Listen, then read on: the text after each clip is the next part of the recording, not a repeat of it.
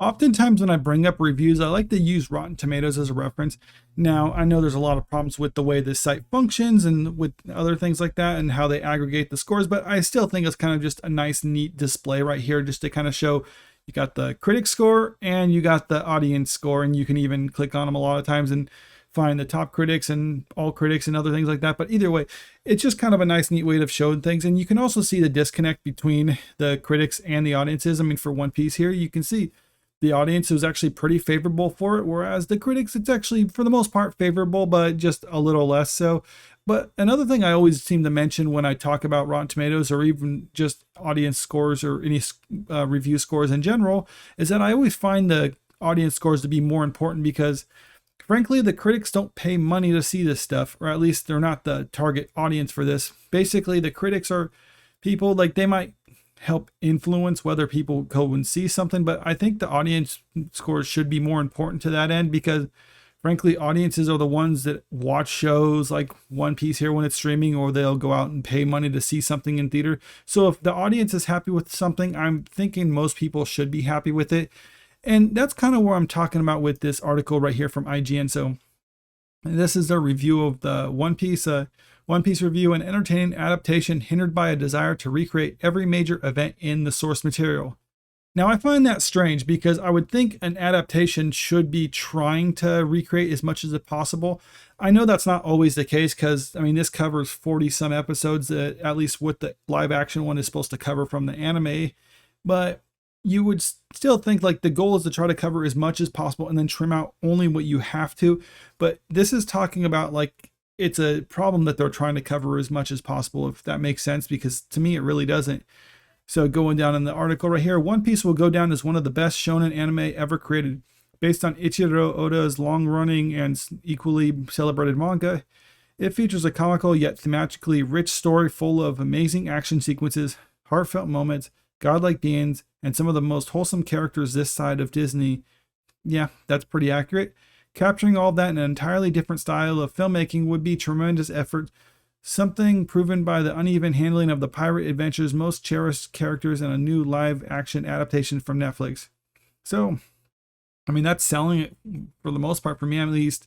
I think it sounds pretty good, at least the way they're doing it there. And then just kind of talks about the show and what it covers. Like, yeah, oh, here it is. Yeah, it covers 44 episodes, so you have an 8-hour-long episode trying to cover 44 episodes. So that's awfully a lot. I mean, even though the 44 episodes, I mean, they're about maybe 20 some minutes a piece. So I mean, there's still some wiggle room in there, but yeah, they're trying to cover a lot and they're going to have to trim down some. But this is, like I said, it's complaining that it's keeping too much of it in there. And this is where you get to that part. Unfortunately, the adaptation doesn't fully commit to its restructuring. Instead, it floats somewhere in the middle, trying to tell the bridge story while also including as much fan service as possible. I don't see anything wrong with that as long as they're not taking away from anything. I mean, having the fan service and trying to keep as much in there seems okay. A character's backstory might be shared via flashback, but the more intimate encounters needed to properly establish important facets of their adult selves are absent. I would disagree. I mean, I'm not entirely through the season yet. I'm about halfway through this season, but I mean, I think it still has it all there, at least what needs to be there. An otherwise impactful line from previous versions of the One Piece sounds deflated, its significance dulled by context that either only hinted at or outright omitted.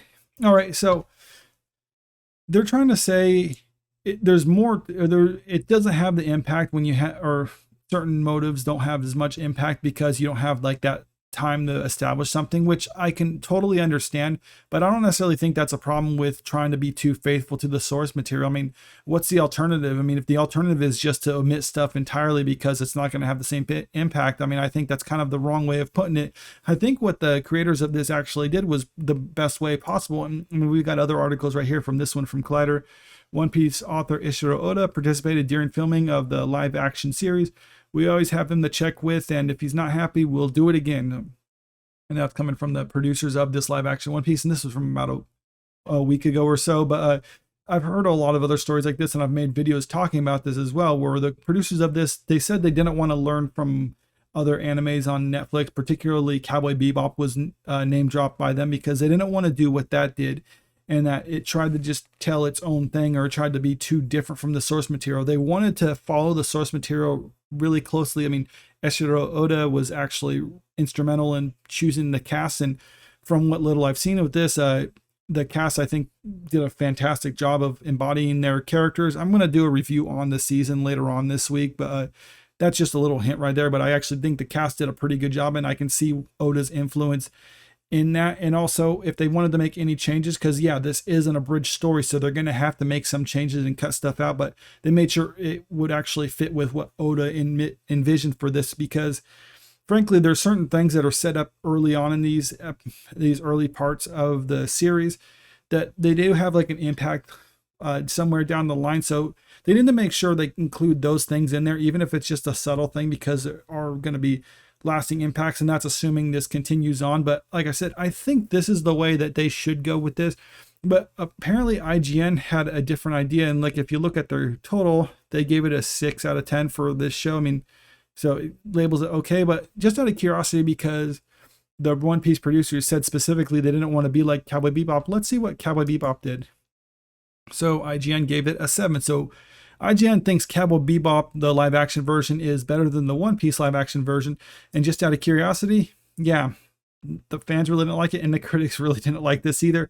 And this is also a show that got canceled. So if you're taking advice on what to do and what not to do when trying to adapt an anime into a live action show, I don't think IGN is a reliable source on that, because they seem to get all the wrong ideas from this. But let me know what you think about all this in the comment section below. And if you like this video, make sure you click that like button, share the video, and subscribe to the channel if you want to stay up to date with the latest news.